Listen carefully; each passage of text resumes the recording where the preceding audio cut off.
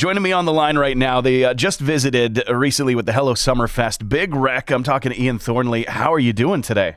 I'm doing great, man. Thanks. How are you? I'm doing great. It's a beautiful day here in the Mac. It was while you were here as well visiting for the festival, and I'm so glad that we get a chance to connect. Because I get the chance to talk to you, I just want to take the opportunity to maybe mine for a little bit of the history of the band, if you don't mind. Sure. Yeah. I want to know. You formed in Boston, as I understand it, while studying in the States. Can you tell me a little bit about what it was like back in those early days and about setting up shop back in Toronto? Yeah, well, we kind of had a bit of an identity crisis back then because it was because I was the sole Canadian in the first iteration of Big Wreck. So it was an American band with a Canadian singer, and we did start in Boston with 3/4 of us being American. So yeah, I guess the nucleus, if I could shorten the entire story, is I went to school down there for 3 years and started the band with guys that I went to school with. And then once I'd stopped going to college, I was sort of sleeping on couches and sleeping on floors, but I'd stayed in Boston to try to get this band off the ground. And unbeknownst to me, like, things started to happen slowly but surely, but my student visa had run out. So I'd come back to Toronto, and I can't remember what for, but I'd come back here for a minute, and then I was heading back down to Boston to play some shows, and like I said, my visa had run out, and we got stopped at the border, and it was a whole thing. This must have been 95 or so, but I was sent back, and Forrest, who was the drummer at the time, he was allowed to keep going, obviously, because he was an American. So during that time, while we were separated, I started sending the demos that we had made around to management companies and things up here, through family connections or any connection I had to the grown-ups of the music business. And the demo fell into Alan Gregg's hands, and he was at the time managing the Tragically Hip with Jake Gold and the Watchmen. So he was like, okay. He basically took us on and said, don't worry about the border stuff. We can get that sorted. And that's basically how it began. And ironically, we seemed to make a bigger splash up here than we did in the States. So I guess you go where they like you more. Yeah. We were spending a lot of time in both the States and Canada back then. But eventually I ended up moving back to Toronto while we were still doing Big Wreck stuff. I think while we were recording the second album, I was living here. And yeah, the other guitar player that I started the band with, Brian Doherty, he moved up here as well. He married a Canadian girl, and it's just sort of, it's always been home to me, and it sort of felt like a second home to the band, and then became the first home to the band. Yeah, the band has had an interesting trajectory. I mean, originally formed under a different name, but became Big Wreck. Then, of course, there was the shakeup and the founding of Thornley, and then the seemingly, kind of a gradual shift back under the name Big Wreck officially, and then a little shift back to Thornley. So that's only scratching the surface of timeline. But do you reflect on the past much, or is it really? Do you have a different focus? Yeah, I do have a very different focus. I don't look back very often, and I find that the less I do it, looking back, that is, the less I look back. That when I do look back, I'm able to really see things for what it is. Because I think if you spend too much time there, and I only know this because I learned it the hard way. If you can live in the past, and it not necessarily in your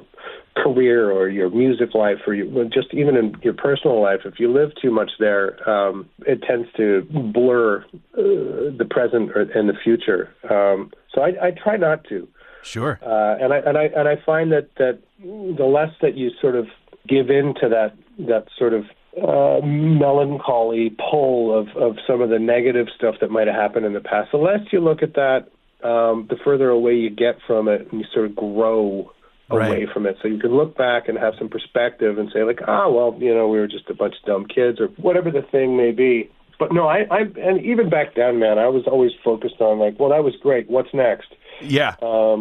So and when with the Thornley and then Big Records, I don't care what you call it. I just want to make music, Absolutely, and admirable as well. Whatever the label is slapped on there, no pun intended, is what you are putting out there into the world, and hopefully people are enjoying it, and they are.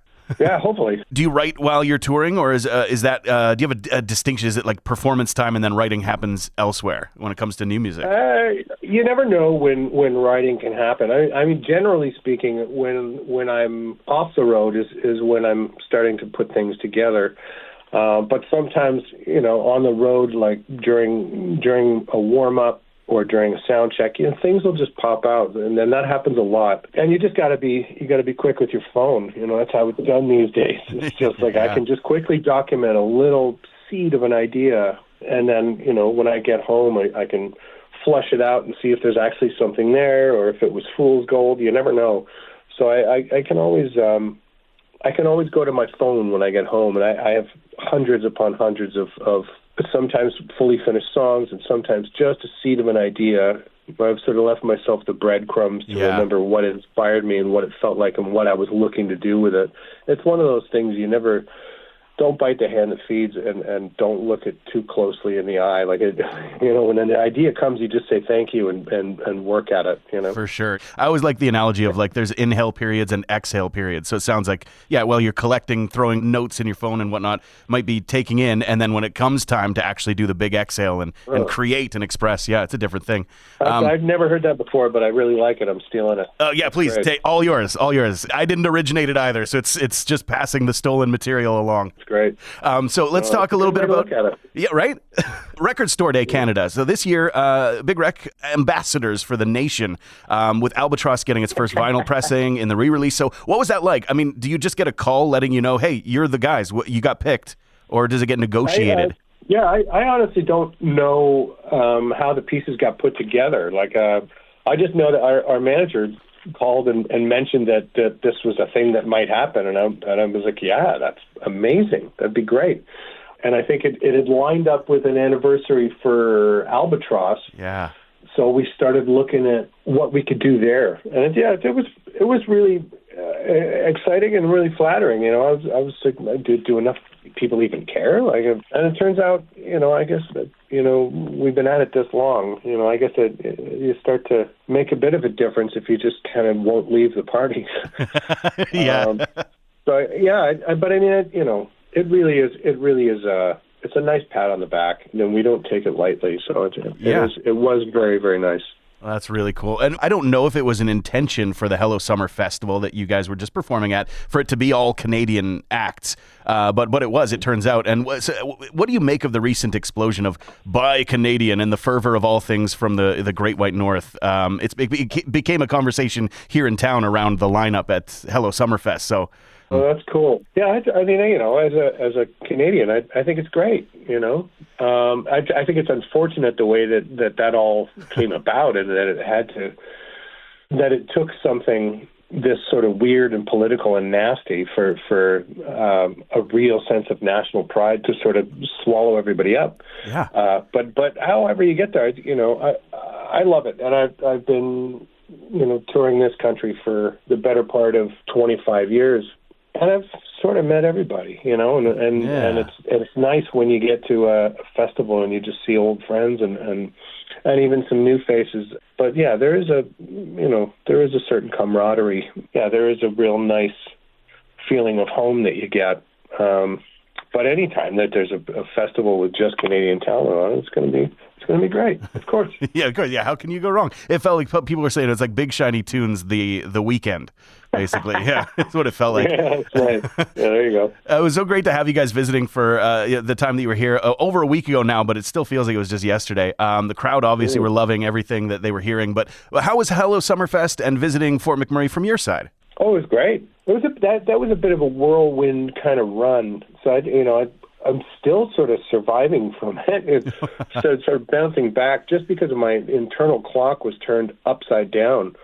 We had gone out east first for a festival out there in Halifax, and then back to Saskatchewan for a festival, and then just sort of were bouncing around there.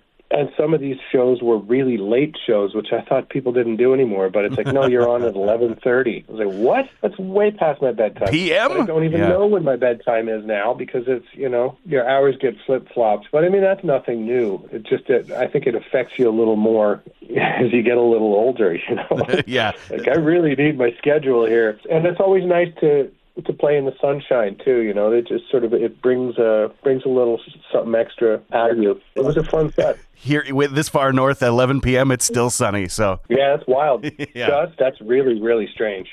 You don't get used to it, really. It's just that every summertime you go, what is going on out there? But it is wild. That's a lot about here at home.